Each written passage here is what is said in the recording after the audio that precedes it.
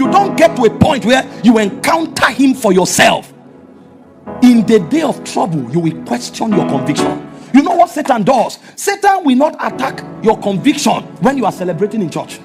Satan will not attack your conviction when you are receiving a blessing.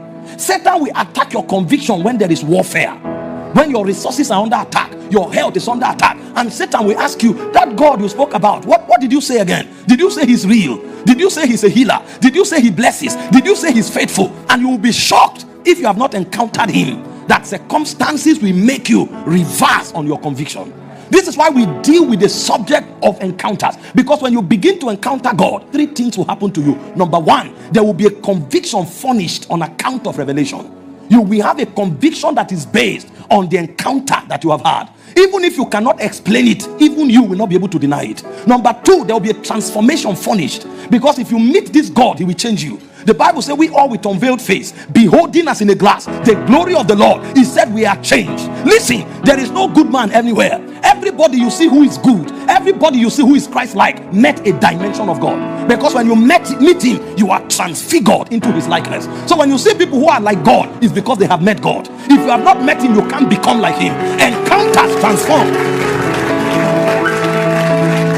Everything you are struggling with today is a reality that justifies your consciousness. There is no character, there is no lifestyle that is not first of all a thought, and there is no thought that is not a root of conviction or of consciousness. So the way this thing works is that a man's outward disposition is a revelation of his inward essence. If you are afraid, it's because you encountered something that put fear in you. If you walk in lust, it's because you encountered something that put lust in you. This is why in the kingdom we don't cut off the limitations of our lives, because we know those limitations have a root in our consciousness. The reason we go for encounters is because when we meet God, lust will die naturally, because lust has a root, is a product of another encounter. When we meet God, fear will die naturally, because fear is a product of another encounter. So when we want to do real transformation, we get people to meet God.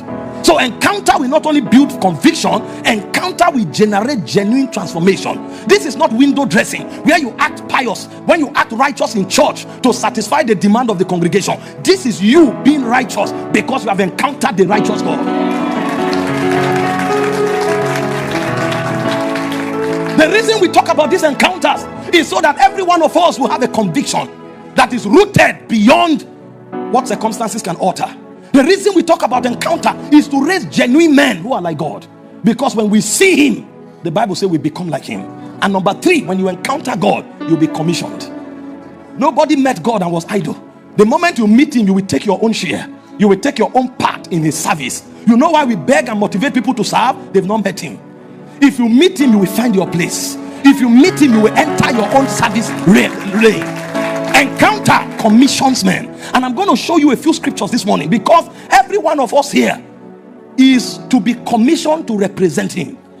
You may not be representing him in the fivefold, but when you get to the parliament, God will come there. When you get to the academia, God will come there.